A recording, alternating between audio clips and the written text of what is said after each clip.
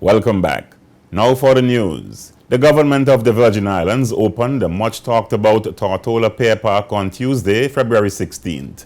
The historic achievement for the local tourism sector was marked with a day-long celebration featuring cultural dance, fashion shows, music, games and prizes, face painting, a spectacular parade culminating with the grand opening ceremony and unveiling of the plaque.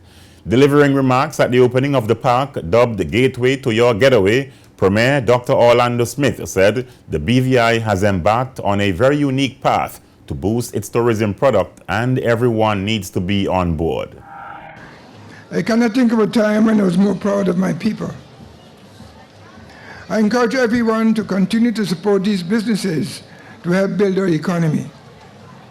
I also want to thank our local entrepreneurs for having the confidence and foresight to be tourism business ambassadors in our Pier Park. Fellow Virgin Islanders, residents and friends, we are making progress together.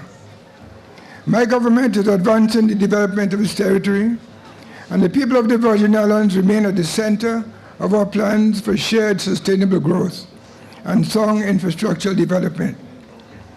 The expected benefits throughout the entire territory, Tortola, Virgin Gorda, Anegada, and Johnson Dyke, and all the other out islands will be tremendous. We are Destination BVI, a unique travel experience like none other in the Caribbean.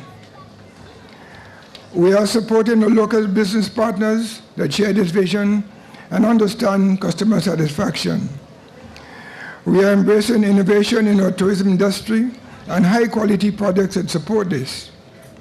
And I want now to commend the Minister for Communications and Works, the Honorable Mark Van der Poel, for delivering on this project. He has taken a lot of unnecessary heat for this, but he steadfastly kept his eye on the prize of today. Director for Destination Development at Norwegian Cruise Line, Andrew Duckworth, reassured government officials and BVI residents that the cruise line is in the territory for the long haul. I remember Minister Van der Poel asking me, if we need help, are you going to be able to help us, And of course we said yes. And Russell, I know in that same meeting said that we'd be willing to help in any way we could. And from that point, not only were you able to realize this great project, this great investment for the country, but you're also able to realize it with local builders and local labor force and the support of the locals that are here. That's the resilience you don't see everywhere. So again, I find the BVI as an interesting, special, beautiful, historic place that, of course, we as Norwegian Cruise Line feel like is going to be here for a long time. We know we're definitely committed for now and for the future. As the principal user and supporter of the port, we definitely reach out and say thank you to all the locals that are here, all the people that had a hand in it. Director for Marine Port Security Operations and Maritime Affairs at Disney Cruise Line, Russell Dare, in his remarks was very appreciative of the commitment shown by the government and the people of the Virgin Islands to develop the cruise pier facility. He says the hard work has paid off. I can tell you it's been one of my proudest moments and certainly one of the most wonderful initiatives to work on. And clearly, from what we see around us, both out on the pier and here in the Pier Park, the hard work has paid off. Just look around at what has been accomplished.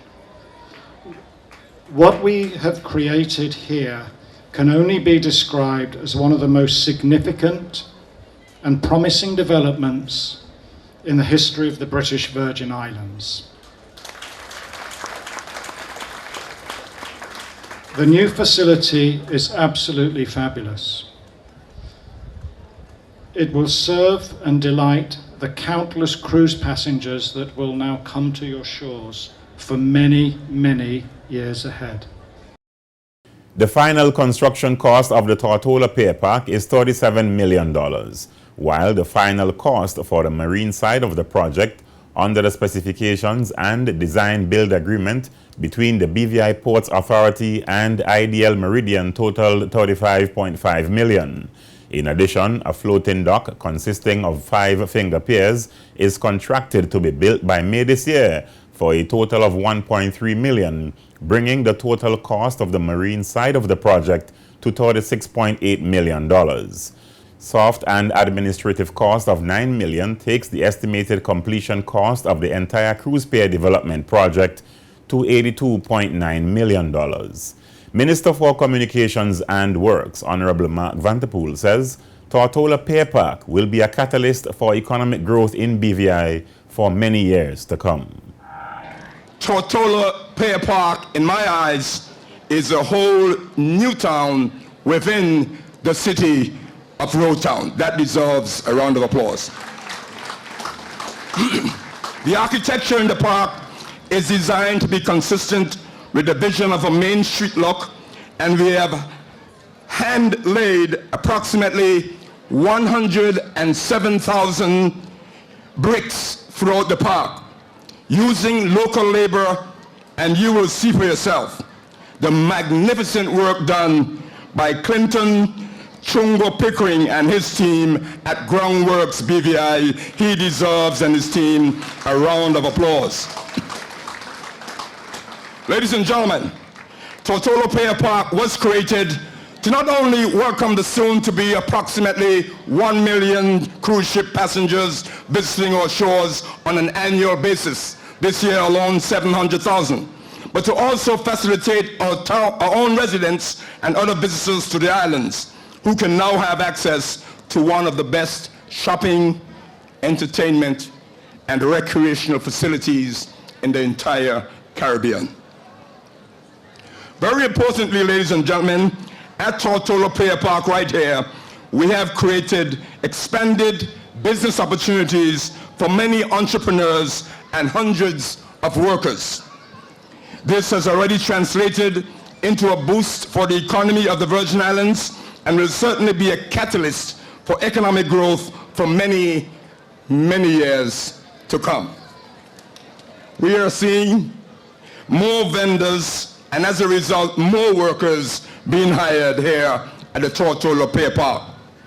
We have more taxi operators, more tour guides, more ambassadors, more security guards, and more janitorial staff. And in the coming months and years, there will be more to come.